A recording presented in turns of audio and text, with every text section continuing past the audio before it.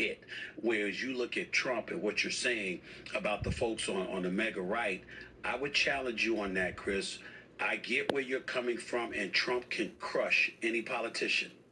The world that we're living in, my brother, not when it comes to these podcasters, not when it comes to voices. When you think about Banning and the millions of followers that he may have, when you think about somebody like a Tucker Carlson, when you think about somebody that I just interviewed over a week ago, Candace Owens, she's got nearly 5 million followers, got nearly 5 million subscribers, and millions on social media. Those voices ain't going away just because Trump criticizes them or tries to crush them, because you have folks that refuse to capitulate even to him when it comes to their voices being heard. And Trump can do a lot of things, and he can do a lot of damage to elected officials. But you know what the podcasters can do that Trump can't do? He might give folks a voice subliminally or indirectly because he echoes their sentiments and he has that kind of platform.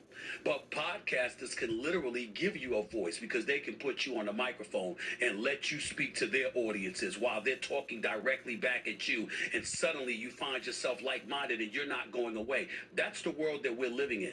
That's what's changed about today's world compared to what it once was. So I would give you a little pushback on that, but in the end, I would tell you this is why the GOP are sitting pretty right now.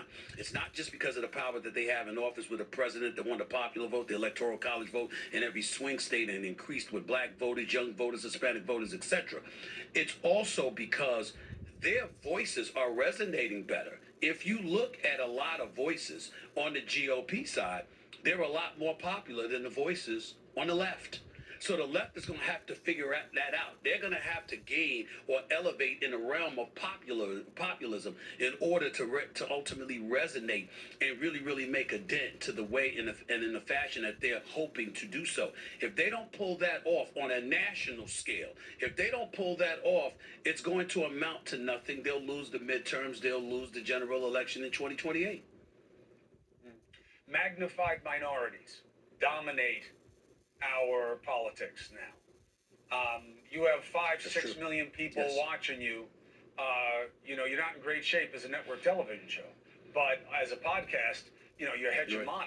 What my point about Trump is, when he kicked Steve Bannon out and said he's crazy, the war room was getting no traction. When he took him back and made it okay for the MAGA people to say, yeah, I'm listening to Bannon, all of a sudden he became a premium commodity in that space. I'm just saying there's a price for fealty. There's an upside and there's a downside. So they have to be careful, but I am not discounting the power of the podcast. That's for sure. But I get you, but you also have to take into account that Trump assists in that matter because of the level of inconsistency from time to time.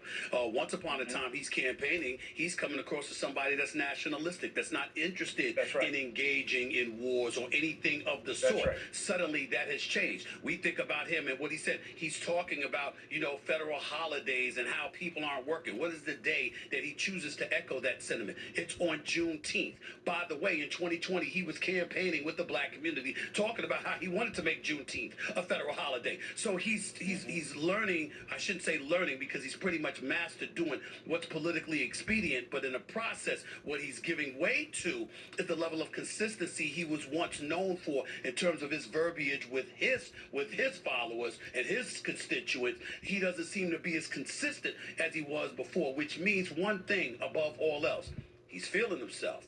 Because he's taking chances, he's doing things, he's leading the belief that it's working out, it's emboldening him. And then when you look at whether it's cabinet members, whether it's politicians on Capitol Hill, or anybody else, I mean anybody that does anything for him, notice how no matter what they've accomplished, they must always take a few moments to pay homage to the president, to talk about how great he is, how wonderful he is, how marvelous he is. He is just this fabulous human being, the great leader that has been descended down upon us by God himself. God has touched his shoulder, and this is what is going on. This is what they're saying. This is what they're feeling. Look at Pete Hegseth. Look at the Defense Secretary of the United States. Listen to him talk when he was going off on the media. You guys just want to go after Trump, excuse me, and then you try to shield yourself in any potential cynicism or criticism, whether it be towards you, towards Trump, or anybody else, by using our American soldiers, knowing that no decent, God-fearing American in this country would ever dare speak against our soldiers who put their lives on the line for us. And because we're questioning you and how effective you were, you want to hide behind the military. This is the kind of stuff that goes on. And even in the midst of all of that, he still made sure, let's praise Donald Trump, our modern day godlike figure.